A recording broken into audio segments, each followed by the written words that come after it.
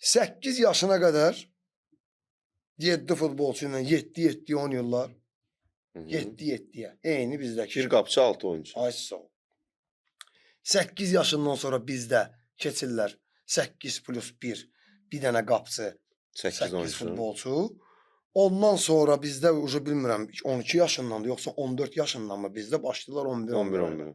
Onların 25 yaşında da 30+1 oynayırlar da deyəsən. Nikolaz, təsəvvür elə ki 8 yaşında bunlar oynayırlar.